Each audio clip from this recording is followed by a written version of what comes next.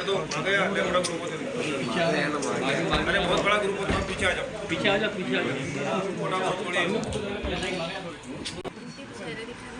Sir याची चांगले photo झाले पाहिजे सर, याच्यामुळे चांगले फोटो झाले पाहिजे, लोकांना ओळखलं पाहिजे. माहिती पण बाहेर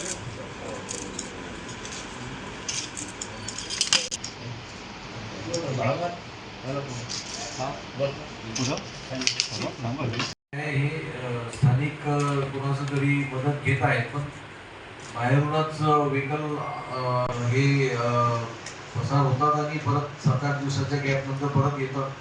आणि त्याच्या आधारावर अभ्यास केल्यानंतर आणि काही CCTV फुटेज अभ्यास केल्यानंतर क्राईम युनिटवाल्यांनी आमच्या सर्वच मागे लागले होते, पण युनिट 2च्या हाती जे मुख्य आरोपी जे लागले होते, आशू नियाज अली हा 21 वर्षाचा व्यक्ती आहे.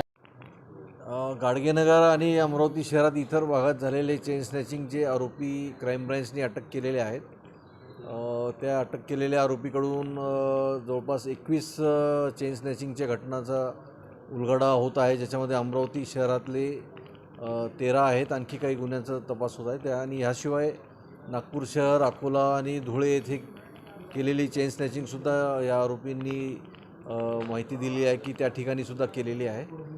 आता 2 आरोपी ह्याच्यात अटक झालेले आहेत. आणखी त्यांचे इतर साथीदारसुद्धा निष्पन्न झालेले आहेत. या लोकांनासुद्धा अटक करण्याची कारवाई लवकरात लवकर करण्यात येईल.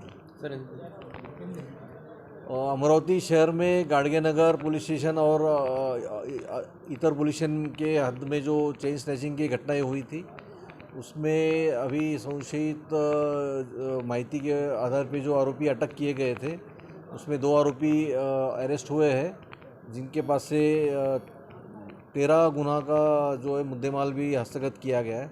अमरावती शहर के लगभग 13 गुने और बाकी नागपुर शहर, अकोला शहर और धुळे यहाँ के 7 ऐसे 8 गुने, टोटल 21 चेन स्नैचिंग के गुने अभी तक डिटेक्ट हुए हैं. और उनके जो साथीदार हैं उनका भी पता चल गया है, तो वो लोगों के अरेस्ट के लिए भी कार्रवाई शुरू है. इस तरह से जो चेन स्नैचिंग की गैंग पकड़ी गई, उस पर ऑर्गेनाइज क्राइम का भी गुना यहाँ पर दर्ज करने की कार्रवाई शुरू है.